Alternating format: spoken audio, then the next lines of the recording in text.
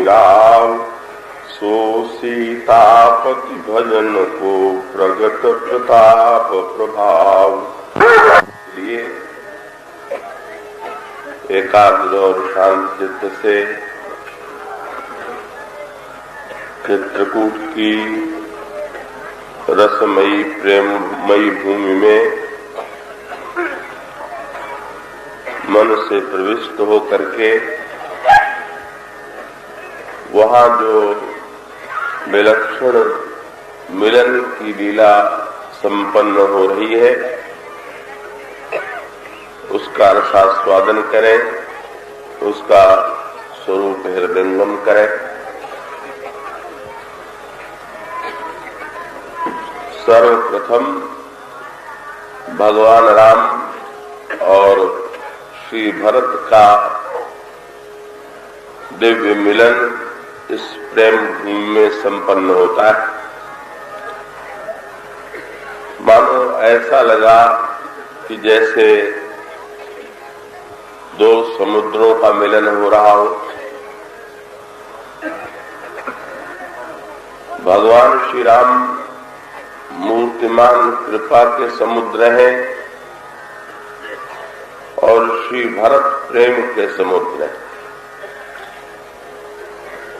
प्रेम अमीय मंदर विरह भरत पयोधि गंभीर मथि प्रगटे सुर साधु हित कृपा सिंधु रघुवीर। तो कृपा और प्रेम का मिलन जब तक नहीं होगा जीवन में तब तक सच्चे अर्थों में कृतकृत्यता और तृप्ति का अनुभव नहीं हो। इसे थोड़ा संक्षेप में मैं स्पष्ट कर दूं। भगवान श्री राम में अनंत कृपा भरी, ईश्वर अनंत कृपा का समुद्र ही है। जैसे समुद्र के जल की सीमा जान पाना कठिन है और फिर चाहे भौतिक समुद्र के जल को कोई व्यक्ति नाप भी ले, पर भगवान श्री राम की जो कृपा है, ईश्वर की जो कृपा है, वो तो ऐसी अगाध और अनंत है कि उसका कोई और छोर नहीं। और प्रभु की जो यह कृपा है, अगर यह प्रश्न किया जाए यह प्रभु की कृपा कैसे प्राप्त होगी, तो इसका एक ही उत्तर रामचरितमानस में दिया गया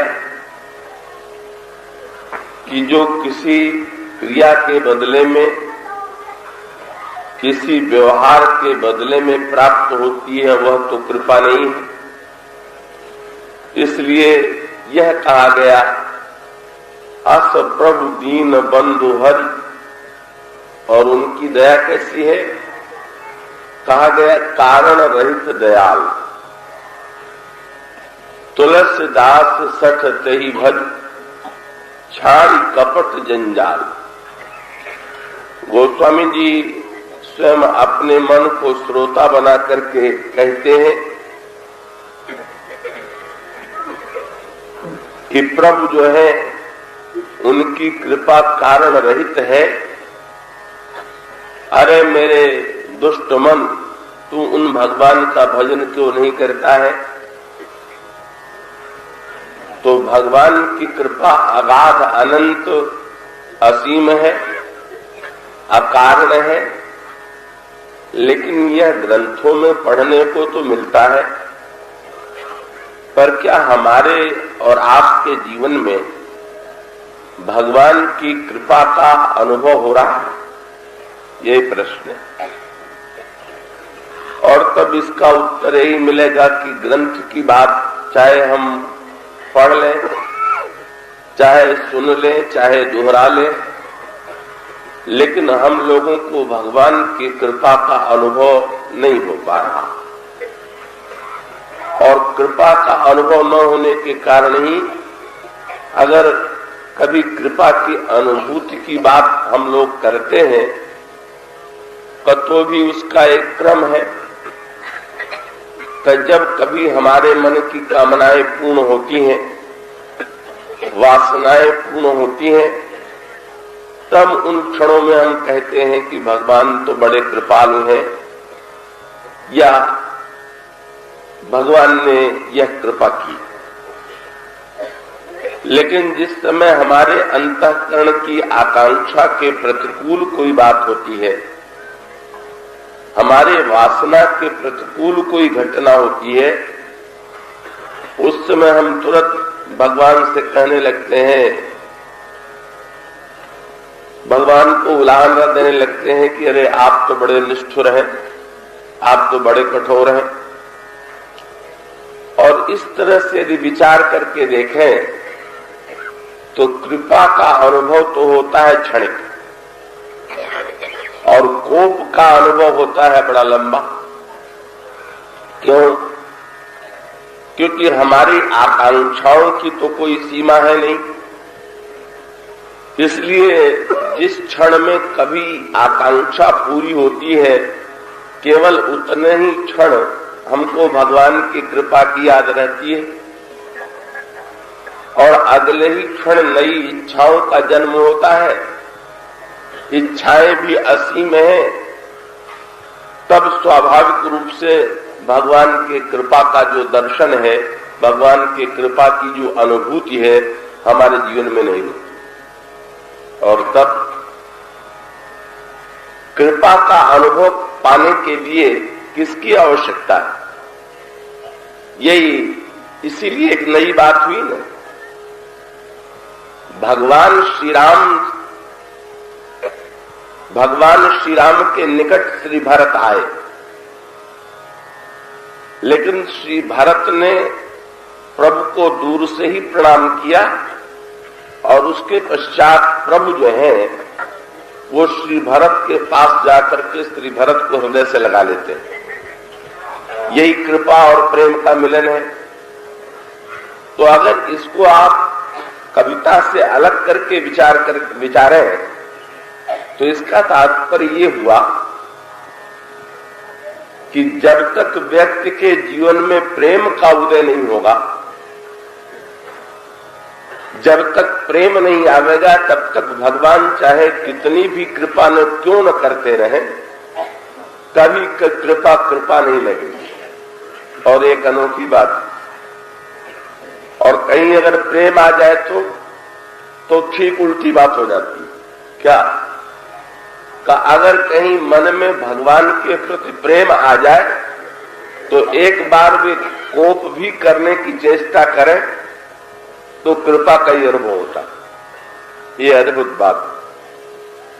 प्रेम का अभाव होने पर कभी कभी कृपा में कोप की अनुभूति होती है और प्रेम का उदय हो जाने के पश्चात कोप में भी कृपा की अनुभूति होती है। और इसका स्पष्ट अनेक प्रसंगों में दृष्टांत दिखाई देता है। देवर्षि नारद के जीवन में उसका क्रम संकेत है का एक क्षण ऐसा आता है जब वे भगवान की कृपा की प्रशंसा करते हुए दिखाई देते हैं। काम के विजय के पश्चात जब जीत लिया तो नारद ने तुरंत हाथ जोड़ करके कहा, कृपा तुम्हारी सकल भगवाना। महाराज, यह तो सब आपकी ही कृपा। पर इस समय कृपा की अनुभूति उनको हो रही है क्या? नहीं, इस समय तो केवल प्रतिदान चुकाने की आकांक्षा। और इसका अभिप्राय यही है कि यदि प्रभु मेरी प्रशंसा कर रहे हैं तो मुझे भी तो बदले में प्रशंसा करना चाहिए। जब ये प्रशंसा करने में इतने उदार है तो मुझे भी इनको श्रेय देने में संकोच क्यों? इसलिए कृपा का नाम ले लेते हैं। लेकिन कृपा की अनुभूति भीतर नहीं है, वाणी में। तो इसका अर्थ यूं ले लें, भीतर अनुभूति कब होगी? दृष्टांत के रूप में आप यूं लें कि अगर यह प्रश्न किया जाए कि मेघ से जल पाने का क्या उपाय, कौन सा स्तोत्र पाठ करने पर या कौन सी प्रार्थना दोहराने पर मेघ जल देता है, तो इसका उत्तर यही है कि कभी कभी तो आप मेघ की प्रार्थना करते रहिए फिर भी जल नहीं देता, और आपको कई बार ऐसा भी दिखाई देगा कि आप चाहे मेघ को देख करके बादल छा जाए और आप गाली देने लगिए, तो क्या आप समझते हैं कि बादल नाराज होकर लौट जाएगा कि ये तो मुझे गाली दे रहा है इसलिए इसको जल न दे? इसका अर्थ है चाहे आप बादल की प्रशंसा करें और चाहे निंदा करें, जल देना मेघ का स्वभाव है। कब वो किसी कारण से जल नहीं देता है, अपनी प्रकृति से बाध्य होकर के जल देता। लेकिन वो जो जल है मेघ के द्वारा दिया तो जाता है बिना कारण, पर क्या उसकी उपलब्धि समान होती है क्या? और यही उत्तर है कि नहीं। तो वही जल गंदी भूमि में बरसा, जल गंदा हो गया, और वही जल स्वच्छ भूमि में बरसा और स्वच्छ का स्वच्छ रहा है। तो वही जल कहीं फर्श पर गिरा और क्षण भर में गिरा और बह गया, और वही जल कहीं किसी बर्तन में आया और स्थिर हो गया। इसका अर्थ क्या हुआ कि अगर बुद्धि में मलिनता है तो भगवान की कृपा का जल, भगवान की कृपा भगवान मेघ की तरह है और उनकी कृपा जल की भांति है, और भगवान अपनी कृपा के जल की कैसी भी वर्षा क्यों न करे, पर जब हमारी बुद्धि वासना से मलिन होती है, हमारा अंतःकरण मलिन होता है, तो भगवान की कृपा भी हमको मलिन रूप में दिखाई देती है, वास्तविक रूप में नहीं दिखाई देती। और जब हमारा अंतःकरण शुद्ध होता है तो भगवान की कृपा का अनुभव हमें अपने वास्तविक रूप में होता है। पर वास्तविक रूप में होने के बाद भी स्थिर रहने के लिए क्या चाहिए? केवल स्वच्छता ही नहीं चाहिए। अगर फर्श बहुत स्वच्छ हो तो ऊपर से जल की वर्षा हुई और जल गंदा नहीं हुआ, लेकिन फर्श पर गिरा और बह करके फिर ज्यों का त्यों चला गया। कैसी प्रकार से शुद्ध बुद्धि के द्वारा तब व्यक्ति ने भगवान की कृपा का अनुभव किया, पर हृदय में गहराई न होने पर कब वो कृपा की अनुभूति क्षणिक सिद्ध हुई, क्षण भर में आई और उसके पश्चात बह गई, तो उसके लिए आवश्यकता किस बात की कि बर्तन जो है, पात्र जो है, अगर होगा तभी उसमें जल, वर्षा का जल, पात्र स्वच्छ हो और उसमें स्थान हो। दो बात, पात्र स्वच्छ होने के साथ साथ उसमें स्थान होने की आवश्यकता है। मान लीजिए कोई घड़ा है, आप पानी बरस रहा हो, पर घड़े को आपने भर दिया किसी और वस्तु से, आपने रख दिया, उसमें जल की बूंद नहीं आई, तो घड़े को खाली करके रखना आवश्यक है। लेकिन घड़ा खाली होने पर भी कभी कभी जल नहीं आता। कब आप खाली घड़े को रख दीजिए उलट करके, तो चाहे जितना मेघ जल की वर्षा करे एक बूंद पानी नहीं आवेगा। और उल्टा करके व्यक्ति कब रखता, जरा इस पर आप विचार करके देखें। जब आप सीधा करके रखेंगे घड़े को तो दिखाई देगा कि छेद है और खाली, और उल्टा करके रख देंगे तो न छेद दिखाई देगा न खाली दिखाई देगा। और इसका अर्थ है जो भगवान के सामने अपने दोषों को छिपाता है और अभाव को अस्वीकार करता है, उसको भगवान की कृपा का अनुभव कभी नहीं होता।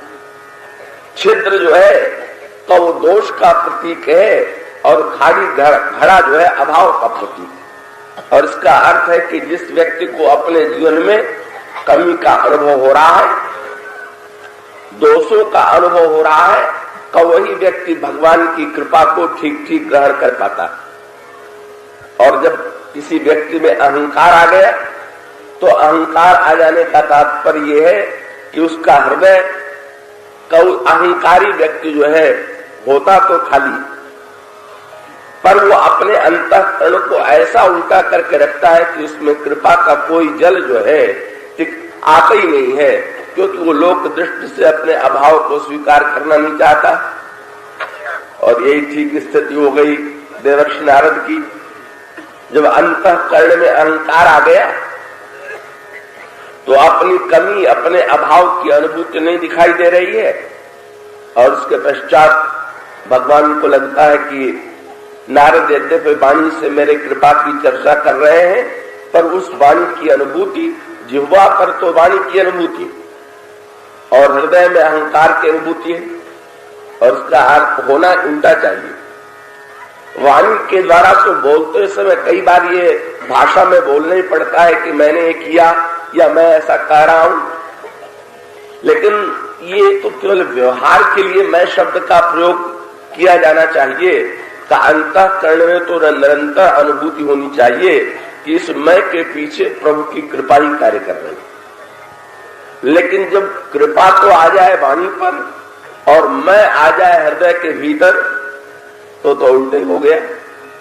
और परिणाम क्या हुआ कि देवर्षि नारद भगवान को पहले कृपा में कहते हैं, लेकिन एक दिन ऐसा आया और बहुत जल्दी आया कि जब भगवान को सामने देख करके उन्होंने कहा, तुरंत कहने लगे, बोले कपटी स्वार्थ स्वार्थ साधक कुटिल तुम, सदा कपट व्यवहार, तुम बड़े स्वार्थी हो, तुम बड़े कुटिल हो।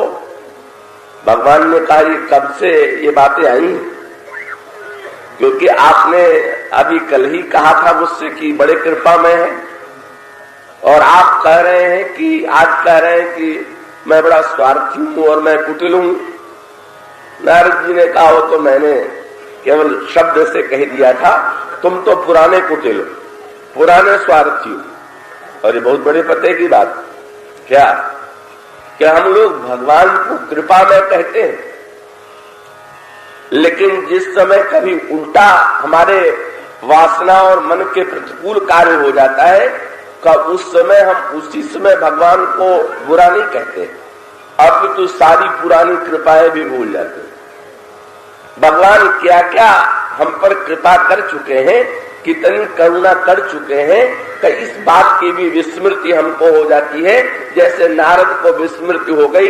यही याद रहा कि सारे इतिहास में उठा करके देखें तो तुमने सबको केवल ठगई है, अगर मुझे ठग लिया तो क्या आश्चर्य।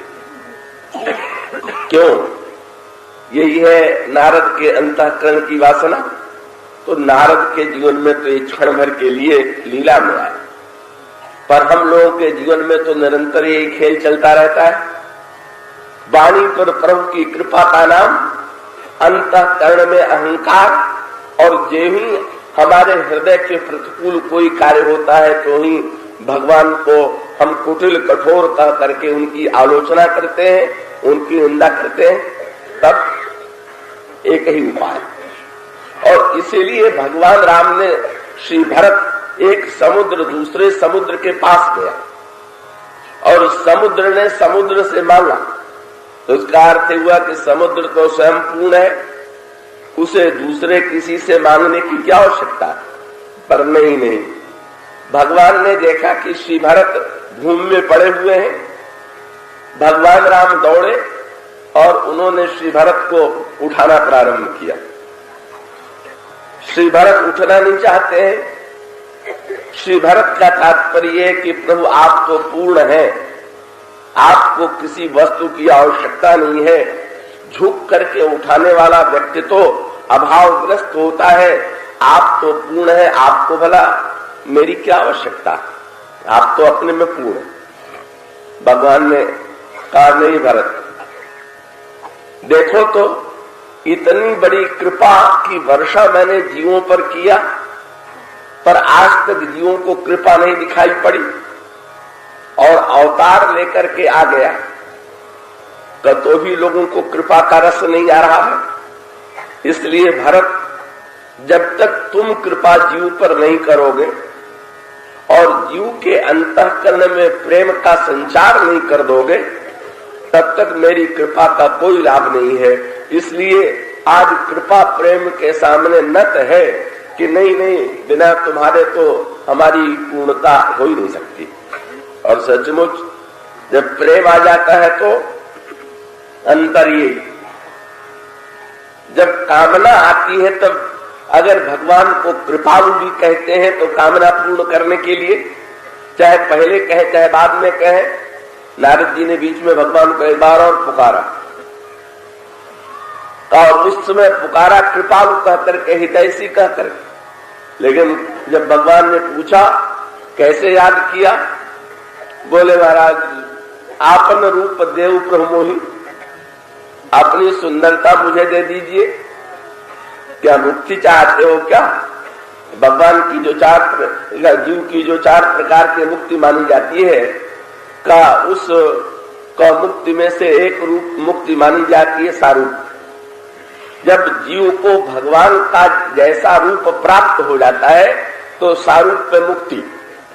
जब नारद ने भगवान से कहा कि आपका रूप चाहते हैं तो भगवान ने हंस करके सोचा, नारद तुम तो भक्त थे और भक्त तो मुक्ति चाहते नहीं, मुकुट इंद्रादर भगत लुभाने, पर लगता है तुम्हारा विचार बदल गया है, शायद मेरी सुंदरता मांगने आए हो।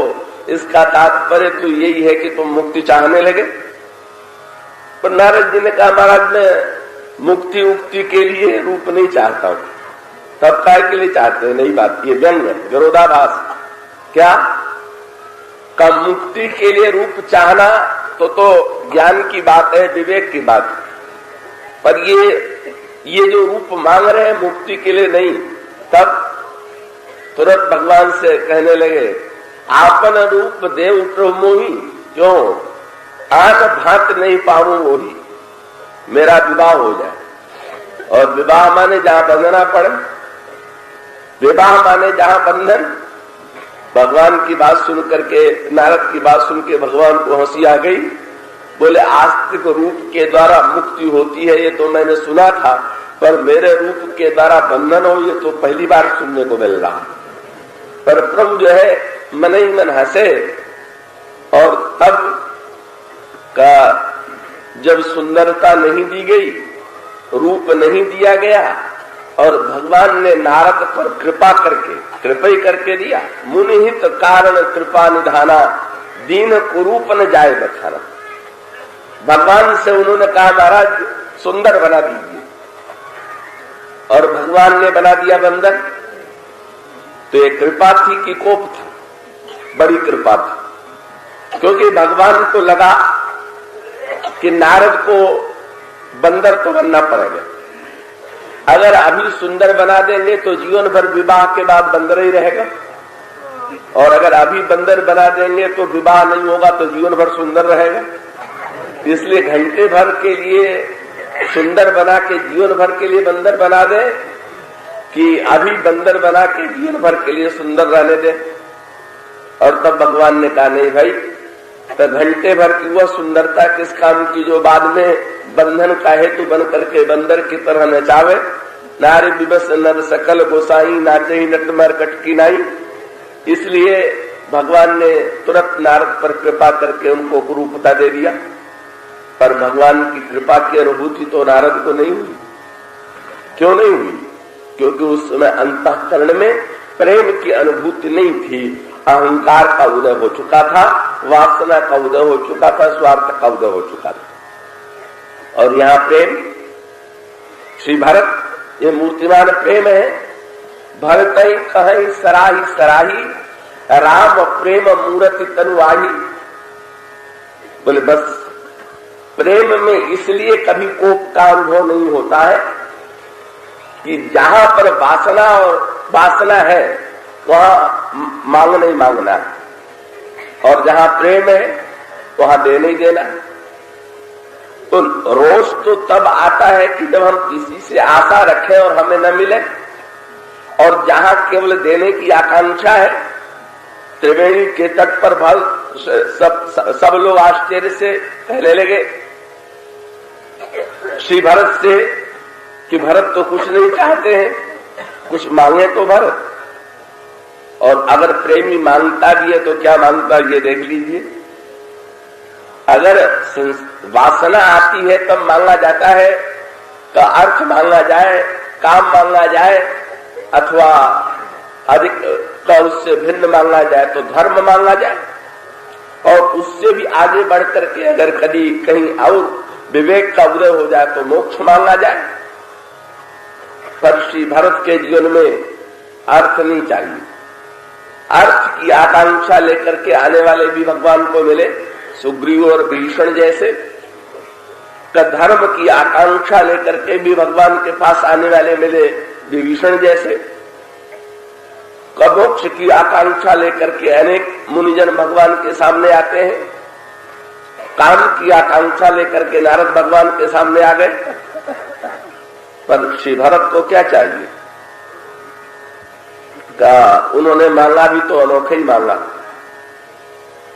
मांगते क्या है कि अगर दो बात, एक तो व्यक्ति चाहता है कि जो व्यक्ति दिखावा करना चाहता है, वो चाहे हृदय में प्रेम हो चाहे न हो, वो दूसरों के सामने ये दिखाने की चेष्टा करता है कि मेरे हृदय में बड़ा प्रेम। पर यहां ठीक उल्टी बात का एक व्यक्ति हुआ है जो चाहता है कि संसार वाले हमारे प्रेम को न जाने, हमारा जो प्रियतम ईश्वर है वो हमारे प्रेम को जाने। लेकिन श्री भरत क्या वरदान मांग रहे हैं? भरत वरदान मांगते हैं, हे त्रिवेणी, हे तीर्थराज प्रयाग, अगर आप मेरे ऊपर कृपालु हैं तो वरदान दीजिए। क्या वरदान दीजिए? जानऊ राम कुटिल करी मोहि, भगवान राम मुझको कुटिल समझे। ये नहीं मांग, ये प्रेमी ही कर सकता है, संसार में कोई भी कर सकता। हम लोग बहुत मांगेंगे तो यही मांगेंगे, प्रभु जानत सब विनहि जनाए, कि संसार को रिझाने से क्या लाभ होगा, प्रभु तो जानते हैं। पर नहीं, यहाँ तो श्री भरत कहते हैं हमारे प्रभु भी हमको भक्त के रूप में न जाने, प्रेमी के रूप में न जाने, कुटिल के रूप में जाने। इतनी ऊंची भावना। श्री भरत कुटिल के रूप में कोई जानना चाहते, अपने को जनाना चाहते। श्री भरत प्रभु के स्वभाव से परिचित। वो स्वामी जी ने विनय पत्रिका में कहा, प्रभु स्वभाव से ही इतने कृतज्ञ हैं, इतने शीलवान हैं कि जब कोई जाकर के प्रणाम कर देता है तो प्रणाम देख करके अति कृपालु सुकृतज्ञ दयानिधि सकुचत सकृत प्रणाम किए थे। जब कोई प्रणाम करता है तो भगवान संकोच में गड़ जाते हैं कि इस व्यक्ति ने प्रणाम करके मुझे बड़प्पन दिया, अब इसको बदले में मैं क्या दूं? ओ इसलिए चाहते क्या? इसने प्रणाम दिया है तो आप इसके बदले में कुछ मांग ले तो ही हम ऋण से मुक्त हो चुके हो सके, नहीं तो इसका प्रणाम तो मेरे लिए का ऐसी वस्तु बन गया कि लेकर के मैं बड़ा बन गया और इसको बदले में कुछ नहीं दिया। तो लघु गाथा संभवतः आपने सुनी हो कि कोई भक्त था, वो नित्य भगवान के मंदिर में जब दर्शन करने जाता था तो उसे आश्चर्य होता था कि भगवान के मंदिर में जो मूर्ति का मुख था उसे दिखाई देता था कि जैसे भगवान ने मुझे देख करके अपना मुख घुमा लिया।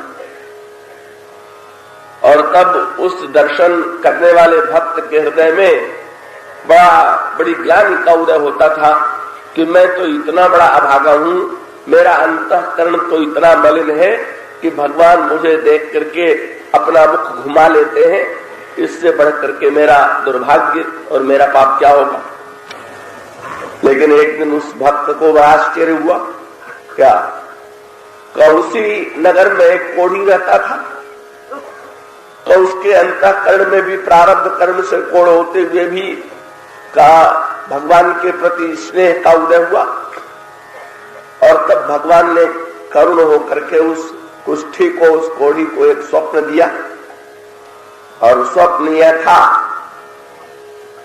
कि अगर तुम कोढ़ से मुक्त होना चाहते हो तो इस नगर में हमारा एक भक्त रहता है, उससे जाकर के अनुरोध करो, अगर वो मुझसे कहेगा तो मैं तुम्हें कोढ़ से मुक्त कर दूंगा। उसने, कोढ़ी ने जाकर के भक्त से अनुरोध किया कि भगवान ने ऐसा स्वप्न में आदेश दिया है तो आप कम से कम मेरी ओर से प्रभु से, मेरी इस रोग के विनाश के लिए प्रभु से प्रार्थना कर दीजिए। भक्त ने कहा कि मैं तो इतना भागा हूं कि भगवान तो मुझे कभी दर्शन ही नहीं देते, इसलिए मेरी प्रार्थना कैसे सुनेंगे, पर आप कह रहे हैं तो आपकी बात मान करके मैं प्रभु से प्रार्थना करता हूं कि आपका कोढ़ दूर हो जाए। और सचमुच उसका कुष्ठ दूर हो गया। पर एक अनोखी बात हुई, जब उस दिन वो भक्त दर्शन करने के लिए पहुंचा तो देखा कि भगवान का के मूर्ति का जो मुख था वो सामने ही रहा, कहीं इधर उधर नहीं हुआ। और तब उस भक्त ने भगवान से प्रश्न किया, बोले महाराज इतने दिनों तक दर्शन करने पर भी कभी आपने मुझे दर्शन नहीं दिया, आज आपकी इतनी बड़ी कृपा कैसे हुई? तो भगवान ने उत्तर दिया कि ये बात नहीं, तुम दर्शन करने आते थे और आज तक तुमने कुछ मांगे ही नहीं, इसी संकोच के मारे मैं तुम्हारे सामने मुंह नहीं कर पाता। आज पहली बार तुमने कुछ मांगा तो मेरा ये साहस हुआ कि तुम्हारे सामने मुंह कर पाऊं। ये बात नहीं है कि मैं संकोच के कारण, लज्जा के कारण तुम्हारे समक्ष मुख नहीं कर पाता था। श्री हनुमान जी आए तो गोस्वामी जी ने कहा, प्रभु ने हनुमान जी से यही वाक्य कहा, क्या प्रति उपकार करम का तोरा, तब बोले सन्मुख हो न सकत मन मोरा। भगवान ने कहा मुख की तो बात क्या है हनुमान, हम तो मन से भी तुम्हारे सामने नहीं हो सकते। श्री भरत को प्रभु के स्वभाव का ज्ञान है, तो श्री भरत सोचते हैं कि अगर प्रभु को मेरे प्रेम का ज्ञान होगा तो उसका परिणाम होगा कि उनके मन में संकोच का उदय होगा, और कुटिल समझ लेंगे तो उनके मन में संकोच नहीं होगा। हमें कुछ समझ करके प्रभु के मन में संकोच हो कि ये श्री भरत को स्वीकार नहीं है। श्री भरत तो यही चाहते हैं कि प्रभु जो है अगर मुझे कुटिल समझेंगे तो कम से कम उनके मन में संकोच तो नहीं होगा। ये आचरण। और लोग बोले, लोग कहो गुरु साहिब द्रोही, संसार के लोग ये कहें कि ये गुरु और साहिब के द्रोही हैं, गुरु और साहिब के द्रोही हैं, और भगवान राम और श्री सीता मुझे कुटिल समझे, तब भगवान राम और श्री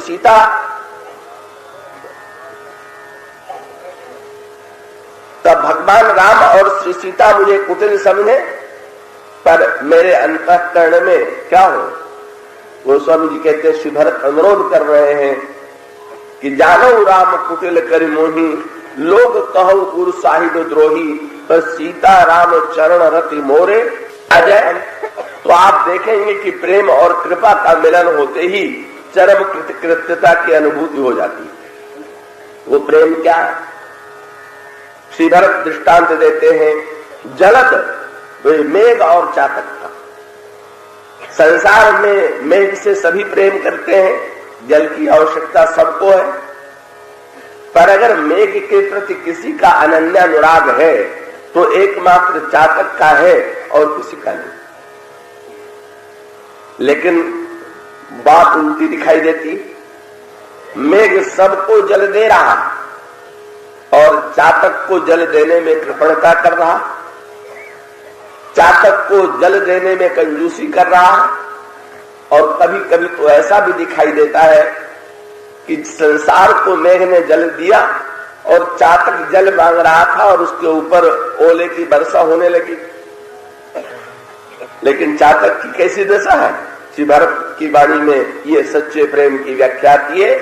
श्री भरत कहते हैं, जलद जन्म भरि सुरत विसारम। एक दिन नहीं, पूरे जीवन का पूरे जीवन तक मेघ जो है वो चातक को भुला दे।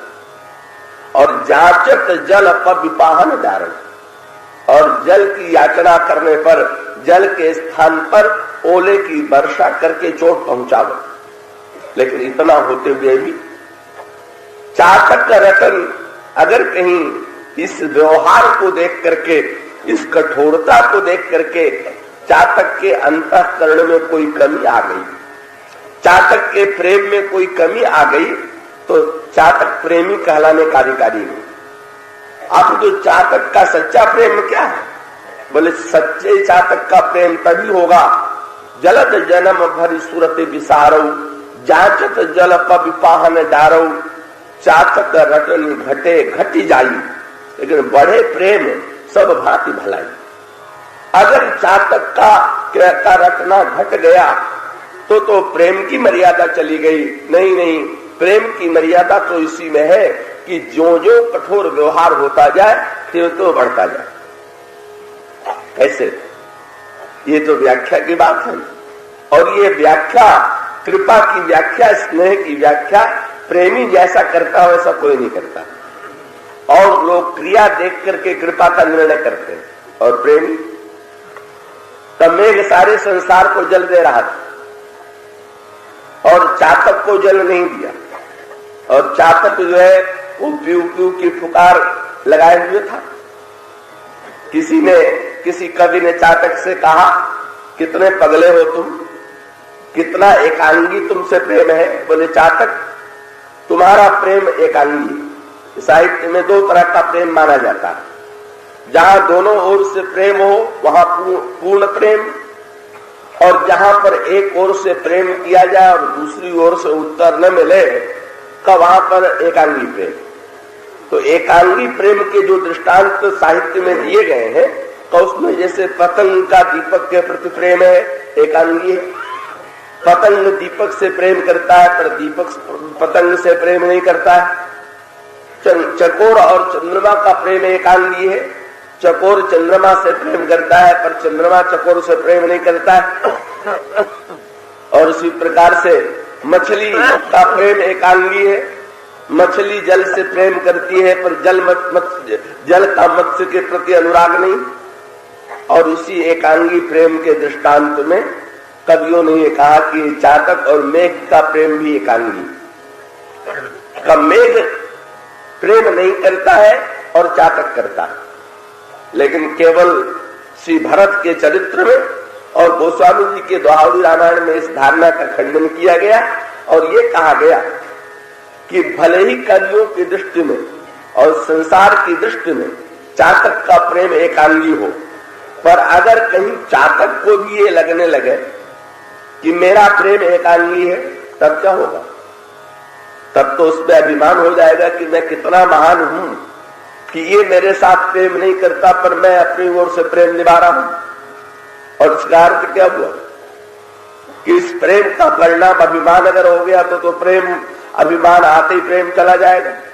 इसलिए संसार के जो कवि हैं जब देखते हैं तो उनको चातक का प्रेम एकांगी लगता है, पर जब किसी ने चातक से प्रश्न किया कि तुम्हारा प्रेम जितना मेघ के प्रति है, क्या मेघ का भी तुम्हारे प्रति उतना प्रेम है? तो चातक ने यही कहा कि मेरे प्रेम की तुलना में मेघ का प्रेम अधिक है।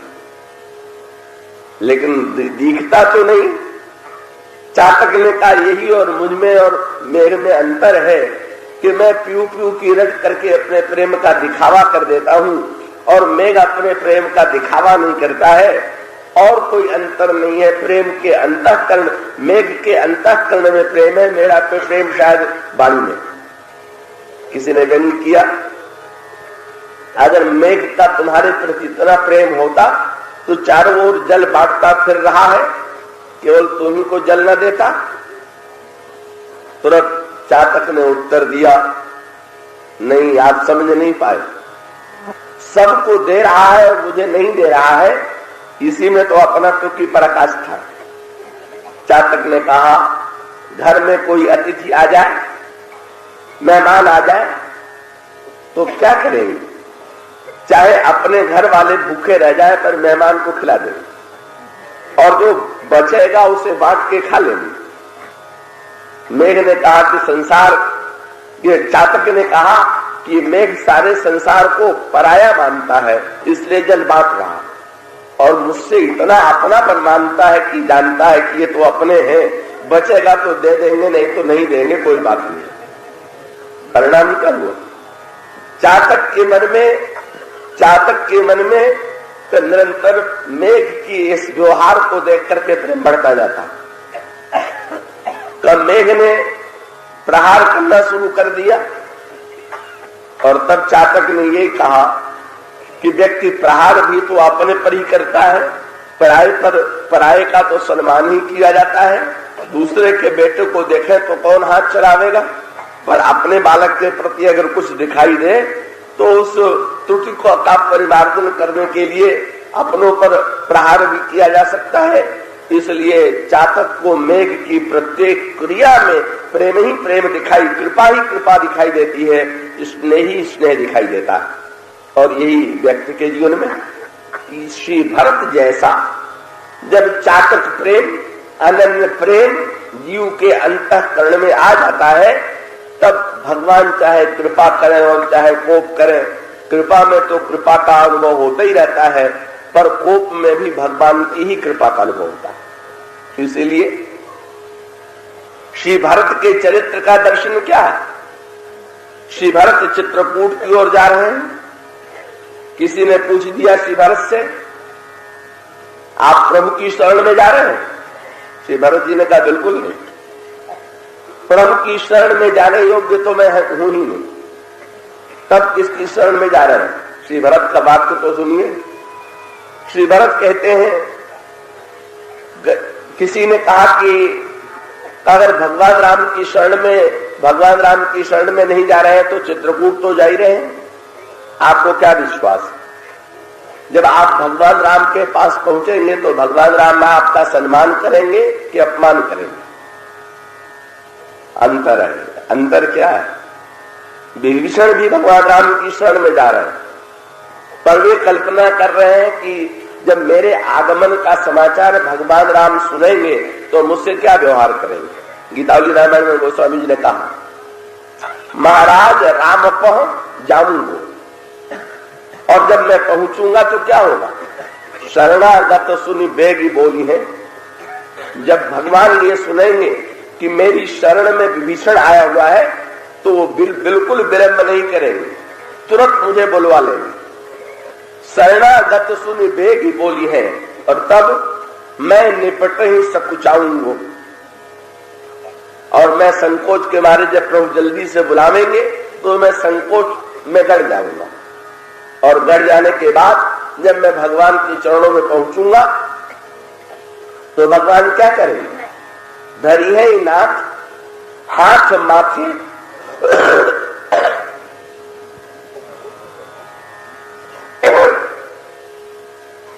भगवान राम अपना हाथ जो है वो मेरे मस्तक पर रख देंगे, और तब क्या होगा?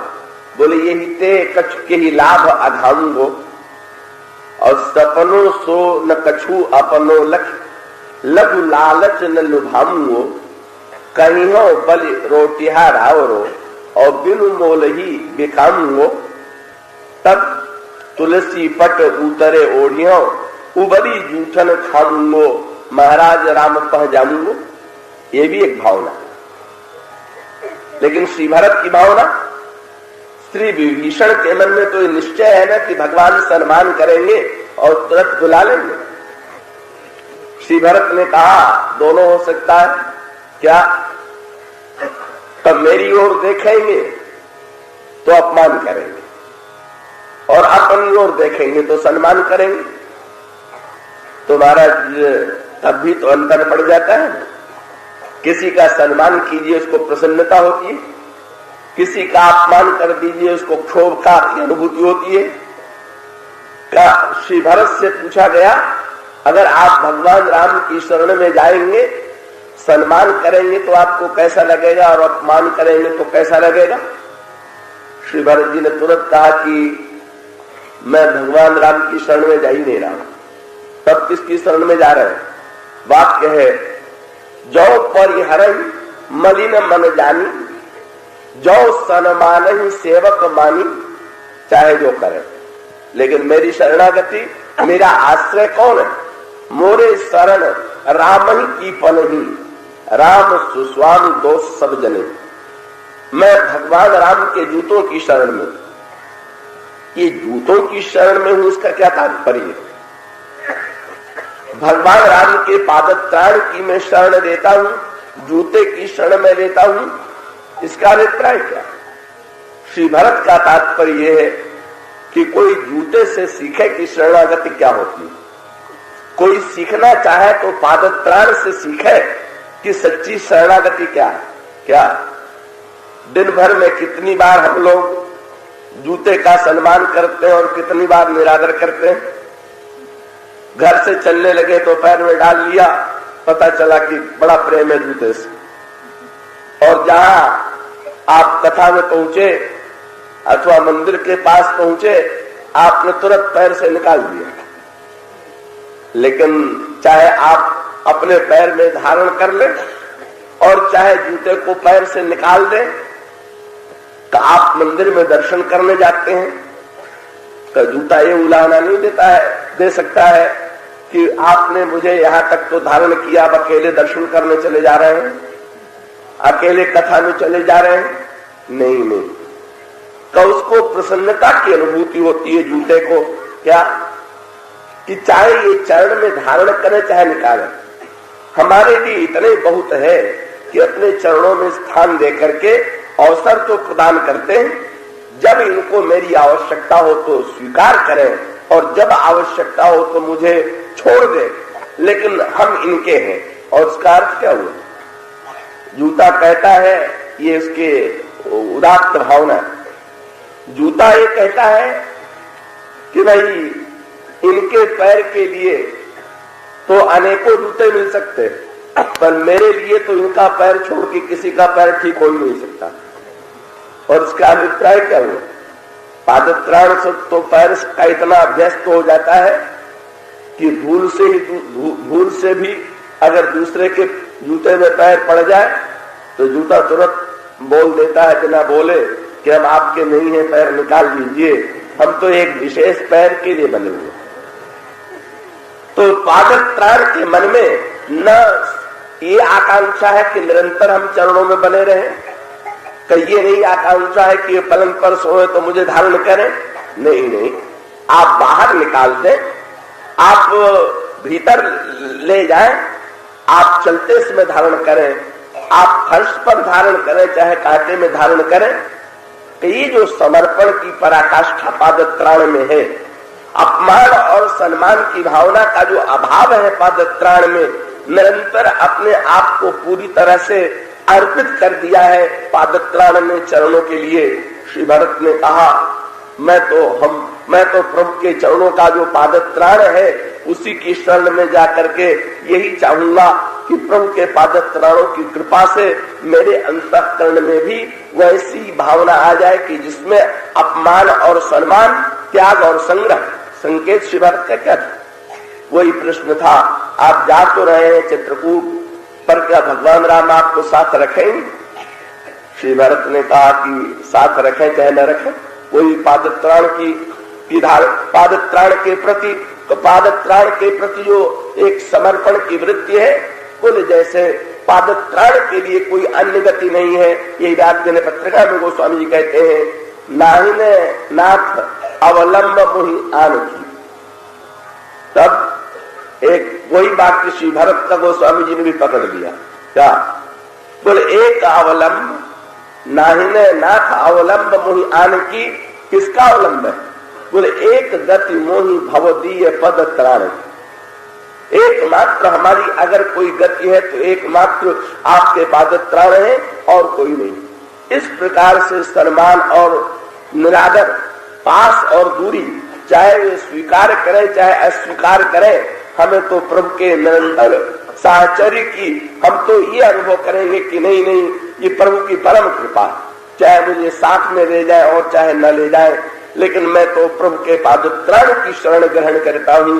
ये श्री भरत की दिव्य भावना है। ये श्री भरत की विनम्रता और निरहंकारिता की पराकाष्ठा। और ये जब वृत्ति आ जाती है तब हर भगवान के व्यवहार में कृपा का अनुभव होता है। पास रखते हैं तो कृपा का अनुभव होता है, दूर रखते हैं तो कृपा का अनुभव होता है, देते हैं तब कृपा का अनुभव होता है, और छीनते हैं तब कृपा का अनुभव होता है। यही अंतर तो है। बलि और इंद्र में अंतर क्या है? दोनों के मनोभाव के अंतर पर आप विचार करके देखिए। बलि दैत्य जाति में जन्म लेता है और इंद्र जो है वो देवताओं के स्वामी। इंद्र ने प्रार्थना किया तो भगवान ने अवतार लेकर के निर्णय किया। इंद्र से भगवान ने पूछा क्या चाहते हो? इंद्र ने कहा महाराज मेरे स्वर्ग का राज्य जो है बलि ने छीन लिया है, आप कृपा करके लौटा दीजिए। और इंद्र की प्रार्थना सुन करके भगवान वामन का रूप, ये वामन अवतार जो होता है वो देवता और इंद्र की प्रार्थना पर होता है। और अवतार देने के बाद भगवान गए और सारी कथा प्रसिद्ध है, आप जानते हैं। उन्होंने बलि की यज्ञशाला में बलि यज्ञ कर रहा था, भिक्षुक बन करके गए और जो बलि का सारा वैभव था वो छीन करके इंद्र को दे दिया। लेकिन प्रश्न ये है कि धन्य कौन है? बलि धन्य है कि इंद्र धन्य? इसका उत्तर क्या मिला? ये बलि कौन है? तब बलि का वर्णन आता है, ये परम भक्त प्रहलाद के पौत्र, प्रहलाद के पुत्र विरोचन और विरोचन के पुत्र बलि। और एक अनोखा प्रसंग आता है कि जब भगवान का बलि से उन्होंने मांगा और बलि ने 3 पग भूमि देने के लिए कहा, तो 3 पग नापते समय 2 पग में भगवान ने सारे ब्रह्मांड को नाप लिया। और फिर बलि से ये कहा कि जो तुमने 3 पग देने के लिए कहा था दो। ये जब मांगने आए थे तो छोटा रूप बना के आए थे और जब लेने लगे तो बड़े बन गए। अगर बलि चाहता तो कह देता कि महाराज इससे बड़ा छल क्या होगा कि जब आप आए थे तो मैंने 3 पग आपको आपके वामन रूप के लिए कहा था कि इस लंबे चौड़े रूप के लिए कहा। लेकिन बलि ने ये तो नहीं कहा। बलि ने जब कहा कि महाराज जो कुछ था वो तो दे दिया गया, तो भगवान ने तुरंत कहा कि जब तक तुम तीसरा पग नहीं दे दोगे तब तक मैं तुम्हें छोड़ूंगा नहीं। और तुरंत भगवान ने बलि को रस्सी से बांध करके नीचे गिरा दिया। इंद्र बड़ा प्रसन्न हुआ, मेरे शत्रु की अच्छी दुर्दशा हो रही है। राज्य स्वर्ग तो छिन ही गया, हमारा स्वर्ग तो वापस मिल ही गया, लेकिन साथ साथ अभी तक भगवान अंत में बांध करके हमें बहुत सताया बलि ने, पर आज भगवान पूरा बदला ले रहे हैं। इंद्र ने आंख उठा के देखा तो क्या दिखाई पड़ा? जिस समय बलि बंधा हुआ भूमि पर पड़ा था उसी समय प्रहलाद आकर के खड़े हो गए। और जब प्रहलाद आकर के खड़े हुए तो इंद्र ने सोचा कि ये क्यों आए हुए? जैसे अपना कोई प्रिय व्यक्ति हो का उसको दुर्दशाग्रस्त करके तो लज्जा का अनुभव होता है। इंद्र ने जरा सा लौट करके देखा कि देखे प्रहलाद इस दृश्य को देख करके कितने लज्जित या कितने दुखी हो रहे हैं कि मेरा पौत्र और मेरे भगवान के द्वारा, ये प्रहलाद के तो भगवान है, और मेरा पौत्र जो है भगवान के द्वारा बांध लिया गया। शायद ये उलाहना देंगे कि महाराज आपने मेरे पौत्र के साथ ये व्यवहार क्या किया। लेकिन उस समय इंद्र आश्चर्यचकित रह गया जब प्रहलाद का प्रेम, यही सच्चे प्रेमी का प्रेम, प्रहलाद भी कोई प्रेम के मूर्तिमान रूप है, अंतःकरण में प्रेम भरा हुआ है, और वो प्रेम का स्वभाव जो है वो प्रहलाद के चरित्र में दिखाई पड़ा। भगवान ने जो ही प्रहलाद को देखा तो थोड़ा भगवान को संकोच लगा। सो प्रहलाद भगवान की लगे स्तुति करने, और स्तुति करते हुए उन्होंने कहा कि महाराज, आज इस रूप का दर्शन करके मैं धन्य हो गया। आपने मेरे ऊपर भी कृपा किया था और आप बलि पर भी कृपा करने के लिए आए हुए हैं, लेकिन आपने बलि पर जितनी कृपा की वैसी कृपा मुझ पर भी नहीं की। क्यों? भगवान प्रहलाद जी ने कहा, महाराज अंतर है ना, जब आप आए तो मैं रस्सी से बंधा हुआ था और आपने हिरण्यकश्यप का वध करके मुझे छुड़ा दिया। तो छोड़ते तो आपको बहुत बार देखा था, पर बांधते तो पहली बार देख रहा हूं। कहा आपने तो मुझे छुड़ाया था और यहां बांध लिया। महाराज, छूटने में तो नाता छूट जाने का डर है, पर बांधने के बाद तो नाता बने ही रहने की संभावना है। इसलिए ये दृश्य भला कहाँ देखने को मिलता। आपने मुझे तो मुक्त करके अपनी उदारता का परिचय दिया था, पर बांध करके एक नए रूप का परिचय दिया है।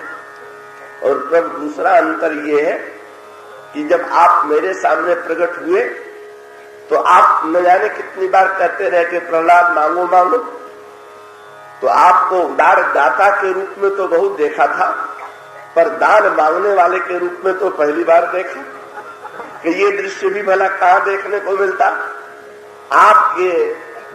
आपकी रस्सी में जो बन गया और आप जिसके यहाँ मांगने वाले बन करके आ गए, उसी समय अनोखा दृश्य आ गया। इधर प्रहलाद का भगवान का दर्शन करने से भी जो सद्बुद्धि बलि में नहीं आई थी, का प्रहलाद का दर्शन करते ही वो सद्बुद्धि आ गई। क्या बलि ने पहले तो कहा था कि महाराज सब तो आपने नाप लिया, पर भक्त प्रहलाद का दर्शन होते ही तुरंत बलि के मुंह से एक वाक्य निकला, बोले महाराज नहीं नहीं, आपने सब तो नाप लिया, पर एक चीज तो बची हुई है, अब न हो तो उसी को ले लीजिए। क्या? बलि ने कहा, महाराज अब तो मैं ही बचा हुआ हूं, न हो तो मुझी को नाप लीजिए। सो भगवान ने तुरंत बलि के मस्तक पर अपना चरण नापने के लिए रखा। गदगद होकर के प्रहलाद ने कहा, बोले महाराज आपके चरणों को मस्तक पर धारण करने के लिए न जाने कितने ऋषि मुनि देवता व्यग्र रहते हैं, पर आप ही अपना चरण जिसके मस्तक पर रख दें तो उसके सौभाग्य की कोई सीमा हो सकती है? ये धन्य हो गया। और उसका परिणाम क्या हुआ? इंद्र प्रसन्न है कि मैंने पाया और बलि प्रसन्न है कि मैंने खोया। और इसका अर्थ क्या हुआ? कृपा काहे में? जब दे तब कृपा है कि जब छीने तब कृपा। इंद्र से छीना, इंद्र का बलि से छीना और इंद्र को दिया, तो ऊपर से देखने वाले को लगा कि इंद्र पर कृपा किया, पर अंतरंग में बैठ करके देखने वाले प्रहलाद को और अंत में बलि को ये प्रतीत हुआ कि नहीं नहीं, प्रभु ने छीन करके जो कृपा किया वो नहीं। क्यों? बंटवारा तो बहुत सुंदर हो गया ना। स्वर्ग तो दे दिया इंद्र को और बल से छीन लिया। पर कैसी अनोखी बात, ऐसा बढ़िया बंटवारा कौन प्रसन्न नहीं होगा, ऐसा बढ़िया बंटवारा पाकर कि किसी ने कहा ऐसा बंटवारा किस काम का, स्वर्ग का बंटवारा करने चले थे तो आधा आधा बांट देते तो न्याय होता। ये क्या हुआ? बलि ने प्रसन्न होकर के कहा कोई बात नहीं है, भगवान ने स्वर्ग दे दिया इंद्र को, लेकिन स्वयं अपने आप को तो मुझे दे दिया। ऐसा बढ़िया बंटवारा हुआ कि भगवान ने कह दिया बलि से कि अच्छा जहां तुम रहोगे वहीं पर हम निरंतर बने रहेंगे। पाताल लोक में बलि को भेज दिया, का ऊपर भेजा इंद्र को स्वर्ग में, और नीचे भेजा पाताल में बलि। ऊपर भेजने में कृपा है कि नीचे भेजने में कृपा? का छीनने में कृपा है कि देने में कृपा? और उसका उत्तर यही है, जिसको ऊपर भेजा शायद उस पर उतनी कृपा नहीं थी जितना नीचे भेजा। क्यों? नीचे भेजने के बाद अगर भगवान नीचे भेजने में पतन होता तो ऐसा लगता कि कृपा नहीं, पर जब नीचे भेजने के साथ साथ भगवान ने कहा कि मैं भी नीचे रहूंगा, तब तो आनंद ही आ गया। बोले ऐसा बढ़िया आनंद गोस्वामी जी ने यही तो मांग की है मैंने पत्रकार में। बोले महाराज मैं चाहता हूं कि आपके साथ खेलने के लिए मैं कोई मृग बन जाऊं, कोई पक्षी बन जाऊं, कोई पत्थर बन जाऊं। भगवान ने पूछा कहां जन्म लेना चाहते हो? बोले स्थान का बंधन नहीं। अरे फिर भी कोई सीमा तो बताओगे, किस देश में जन्म लोगे, किस प्रांत में जन्म लेना चाहते हो? गोस्वामी जी ने तुरंत कहा खेलिबे को खग मृग तरु किंकर हो रही हो। और कहां रहोगे? बोले यही नाते नरकहु सुख पई हो और यही बिनु परम पदहु दुख दही हो। नरक में भी जाने में आनंद है अगर इतना पता लगे कि आपका सामिप्य वहां प्राप्त है, आपका का सानिध्य वहां प्राप्त है। बल कहता है पाताल, पाताल कहां पर है? आप पद पाताल, भगवान का चरण जो है वही तो पाताल। और भगवान ने पाताल में भेजा माने कहां भेजा? भगवान ने पाताल में भेजा माने अपने चरणों में स्थान दे दिया। और इसका अर्थ क्या हुआ? चरणों में स्थान दे दिया तो एक समस्या से मुक्ति मिल गई। क्या? ऊपर स्थान देने में गिरने का डर तो बना हुआ। ये श्री भरत जब आए तो यही तो अंतर पड़ गया कि ये जितने ऊपर थे सबको भगवान ने छोड़ दिया। कंधे पर भगवान के धनुष था, कंधे पर भगवान, पीठ पर भगवान के तरकस था, भगवान के एक हाथ में धनुष था, एक हाथ में बाण था। तब भगवान जब श्री भरत से मिलने के लिए चले तो इन सबको छोड़ दिया उन्होंने और श्री भरत को उठा करके हृदय से लगा दिया। तो इसीलिए श्री भरत को जब हृदय से लगाने लगे तो श्री भरत उठने नहीं चाहते। क्यों नहीं उठना चाहते? श्री भरत जी ने संकेत कर दिया, बोले महाराज उठने वालों की दशा देख लिया कि उनको छोड़ दिया गया, इसलिए कहीं उठा के मुझे भी छोड़ दे। इससे अच्छा तो यही कि चरणों में पड़े रहने दे, जहां पर गिरने का कोई डर तो नहीं है, छोड़ने का कोई भय तो नहीं। और एक दिव्य आनंद की अनुभूति हो रही है। ये जो बलि के प्रसंग में वर्णन आता है, हर क्रिया में भगवान की कृपा ही है। देने में, लेने में, ऊपर भेजने में, नीचे भेजने में, सर्वस्व देने में, सर्वस्व छीन लेने में, जब ये वृत्ति आती है तभी सच्चे अर्थों में भगवान की कृपा लगती है। और ये वृत्ति आती कब है? जब अंतःकरण में भगवान के प्रति प्रेम उत्पन्न हो जाता है तभी ये वृत्ति आती है। और इस दृष्टि से विचार करके देखें तो ये श्री भरत और भगवान राम का मिलन क्या है? अंतर आप देखें, लक्ष्मण जी को भगवान राम निरंतर साथ रखते हैं, श्री भरत को भगवान राम निरंतर दूर रखते हुए दिखाई देते हैं। लेकिन श्री भरत लक्ष्मण सेवा करके धन्य हो रहे हैं और श्री भरत भगवान राम के द्वारा, उनका तो एक ही व्रत है, यही विधि प्रभु प्रसन्न मन होई, करुणा सागर कीजिए सोई। इसलिए चित्रकूट की इस दिव्य भूमि में जब प्रेम और कृपा का मिलन होता है तो ये केवल श्री भरत और भगवान राम के मिलन के संदर्भ में ही नहीं, यूं विचार करके देखिए कि हमारे और आपके चित्त की भूमि पर, हमारे आपके अंतःकरण की भूमि पर जब तक प्रेम और कृपा का मिलन नहीं होगा तो तब तक जीवन में कृपा की बात हम मुंह से कितना भी कहें, आप कितना भी सुने, कृपा की अनुभूति नहीं होगी। और इस तरह से प्रेम और कृपा का मिलन हो गया, पर नहीं, चित्रकूट की भूमि में केवल प्रेम और कृपा का ही नहीं मिलन होता। इस मिलन के बाद फिर किसका मिलन होता? जो प्रसंग चल रहा है आपके सामने। अचानक केवट ने कह दिया, महाराज ऐसा मिलन हुआ प्रेम और कृपा का कि अब तो कोई आवश्यकता ही नहीं रह गई। तो ठीक भी है, जब प्रेम और कृपा का मिलन हो गया तो चरम चरितार्थता हो गई। इसलिए भगवान को अब किसी की आवश्यकता भले ही न हो, पर नहीं, संसार को तो अभी भगवान की आवश्यकता है। और उसका अभिप्राय है कि जीवन का लक्ष्य ये बना है कि हमारे जीवन में ऐसे प्रेम का उदय कैसे हो। पर यहाँ तो अयोध्या के सारे नागरिक आए हुए हैं ना, और उसका क्या सबको ईश्वर की प्राप्ति कैसे हो। इसमें अलग अलग प्रकार के व्यक्ति है, अलग अलग प्रकार के व्यक्ति हमारे छोटे भी है, बड़े भी है। कब उसमें किसी की प्रकृति में विषय पदार्थता हो सकती है, कोई साधक हो सकता है, कोई सिद्ध हो सकता है, कोई मुनि हो सकता है, कोई गृहस्थ हो सकता है। ये चित्रकूट तो भगवान को सबको मिलाने के लिए, इसलिए केवट की विशेषता क्या है? केवट ने मिलन में व्यवधान बन करके एक और कृपा का अनुभव करा दिया। क्या बोले? श्री भरत पर यदि आप कृपा न भी करें, इनको कृपा रस का अनुभव हो रहा, और अन्य लोगों पर अगर आप कृपा नहीं करेंगे तब तो उन पर कृपा की अनुभूति नहीं होगी। इसलिए कृपा करके जरा भरत को छोड़ करके औरों को भी मिलने के लिए तो चलिए। और भगवान राम तुरंत भरत से अलग हुए और अलग हो करके, क्यों? बोले यहाँ शरीर ही से तो अलग होना।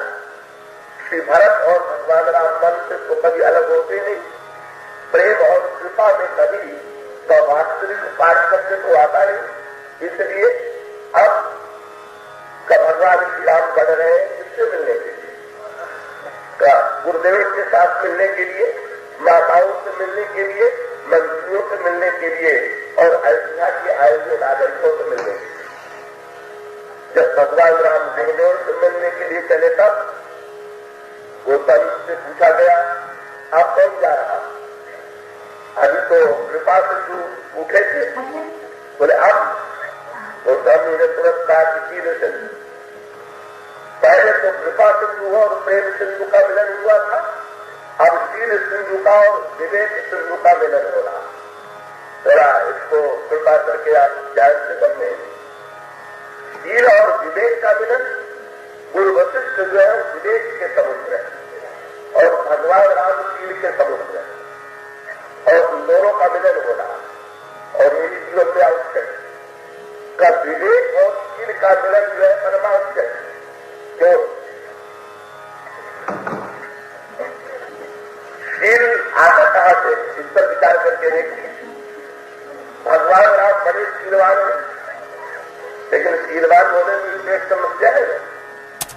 जब कोई व्यक्ति शीलवान होता है तो चारों ओर से लोग उसकी प्रशंसा करते हैं, ये तो बड़े शीलवान है। और कई बार बार अपने को शीलवान सुनते सुनते ये सचमुच लगने लगा कि हम तो बड़े शीलवान हैं, तब तो अनर्थ ही हो गए। क्यों?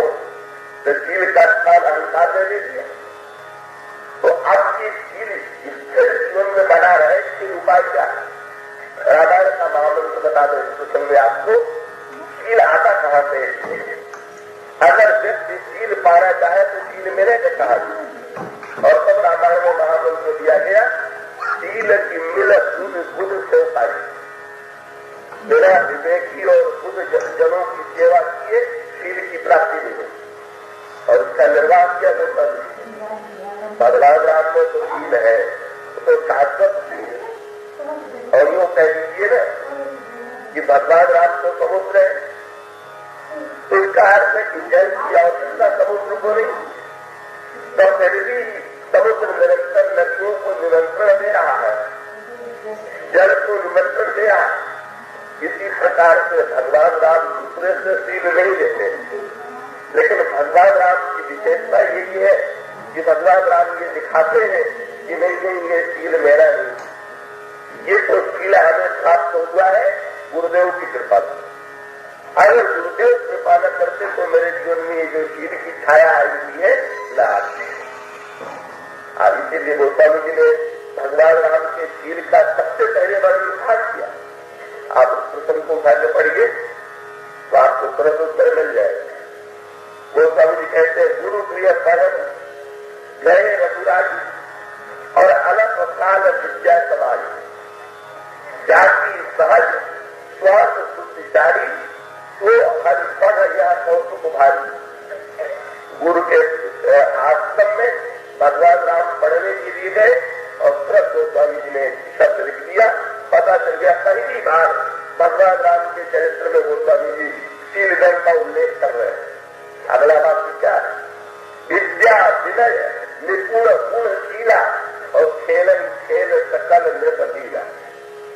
भगवान राम विद्या विनय और शील के मूर्तिमान स्वरूप और इसका क्रम यही। विद्या ददा की विनय, विद्या के पश्चात विनय का उदय होता है और उसमें विनय होता है वो शीलवान हो सकता है। भगवान राम कहते हैं गुरुदेव ने अपनी कृपा के द्वारा मुझे ये शील का गुण प्रदान किया है। विनय और शील दोनों का संकेत, गुण तीनों का संकेत इसका अभिप्राय गुण होते हुए भी व्यक्ति में विनय बना रहे, विद्या होते हुए भी विनय बनी रहे और साथ साथ मनुष्य के अंतःकरण में जब विनम्रता आती है तभी सच्चाशील होता है। और ये शील जो है वो गुरुजनों के सेवा से प्राप्त होता है। क्यों होता है? रामायण में गोस्वामी जी ने कहा व्यक्ति जिसके पास रहता है उसी के आचरण का प्रभाव तो पड़ता है। तो गोस्वामी जी एक संकेत देते हैं, आपने देखा होगा मेघ वैसे आकाश में ऊपर रखता है, पर जब तक बरसना नहीं होता है तब तक वो ऊपर रहता है, और जब पानी बरसने लगता है तो नीचे आ जाता है। तो बड़ी उल्टी बात हो गई। जब तक ऊपर रहता है तब तक नहीं देना रहता है, और जब नीचे आता है तो देने आता है। तो संसार में तो नियम दिखाई देता है कि मनुष्य जब नहीं देता है तो चाहे ना करे, और देता है तो जरा आकर करके और फिर ऊपर उठा देता है। मैं दान दे रहा हूं, समाचार पत्रों में निकल जाए, घोषणा की जाए कि उन्होंने दान किया है, तो व्यक्ति और फिर ऊपर उठा लेता है कि हाँ मेरे नाम को लोगों ने जान लिया, मेरी घोषणा हो गई। लेकिन यहां तो नहीं बात हो, क्या नहीं बात हो? गोस्वामी जी ने कहा बादल जब बरसने लगा तो नीचे उठा है, और भगवान राम ने लक्ष्मण से कहा इसको समझ लो क्या बरसन जलद भूमि में राय और जथा नवन बुध विद्या पाया। ये बादल उसी प्रकार से झुक गया जैसे विद्वान विद्या पाकर है।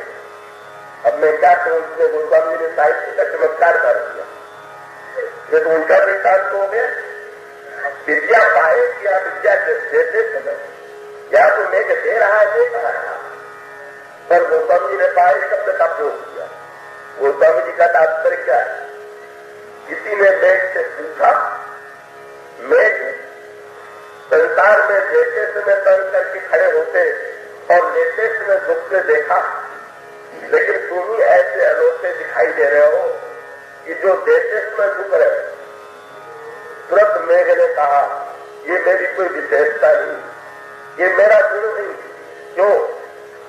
बोले जब लोग हाथ प्रसार करके देने लगते हैं और मुझे दाता कर करके पुकारते हैं तो मुझे याद आ जाता है कि जल मेरा खुद ही है, ये तो सब समुद्र से लाया हुआ जल है। और जब मुझे याद आ जाता है कि मैंने भी किसी से पाया है तो देने का गर्व कहाँ रह गया। यही सत्य है। इसका अर्थ क्या? देने का गर्व तभी तक है जब तक ये याद नहीं आता है कि जो हम देते हैं वो हमारा है कि किसी और का। मेघ भी जल देता है क्या? मेघता है क्या? समुद्र से लेकर के आया हुआ। तो मेघ को दो बातों का ध्यान आ जाता क्या? एक तो ये समुद्र से उधार किया हुआ जल है, और दूसरी बात याद आ जाती है कि मेरा जल तो पसीन है और समुद्र का जल आती है। किसी प्रकार से सच्चाशील मनुष्य के जीवन में तब आता है जब गुरुजन देने लगते हैं तो ये उनको स्मरण आ जाता है कि हमने भी तो किसी न किसी से पाया है, ये विद्या पाई है, और पाकर के हम अगर दे रहे हैं तो वस्तुतः असीम विद्या का कुछ भाग देने का श्रेय हमें प्राप्त हो रहा है, और ये तो दूसरे का दिया हुआ भाग है। तो ये दृष्टि जैसे तो कोई बात वो समझ, दोनों प्रसंगों में ये बात कहते हैं। आपने वृक्षों को भी देखा होगा, कहीं भी जब फल आता है तो नीचे झुक जाते हैं, जब फल नहीं रहता तो ऊपर रहते हैं। वो तो उनका फल धारण फल बेटा सब अरे और वहां पर भी कोई पाई शब्द का प्रयोग है। पर उपकार पुरुष दिन नमन सुसंपत्ति पार में जिस समय दान देने लगा वृक्ष झुक गया। किसी ने वृक्ष से पूछ लिया, वृक्ष तुम तो दे रहे हो फल, झुके हुए तो? अरे पृथ्वी नीचे है तुम ऊपर हो, तुम तो पृथ्वी से सटे चले जा रहे हो, नीचे की ओर जा रहे हो। वृक्ष ने कहा कि मैं देख रहा हूं कि आप लोग समझ रहे हैं कि फल मेरे ऊपर डाल में है, पर अगर ये पृथ्वी कृपा करके मुझे अपना रस न देती तो फल आपने आता कहा। इसलिए जिसने दिया है उसके सामने झुकना हमारा कर्तव्य है। यही शील का तत्व है। और यही शील और विवेक जब समाज में मिलता है, लेन देन के चक्र में जब हमको ये बात आ जाती है, तब जीवन में धन्यता आती है। गुरु वशिष्ठ और श्री भरत का मिलन, गुरु वशिष्ठ और भगवान राम का मिलन इसी दृष्टि से शील और विवेक का मिलन है। इसके विशेष चर्चा हम कल करेंगे। आज बोलिए।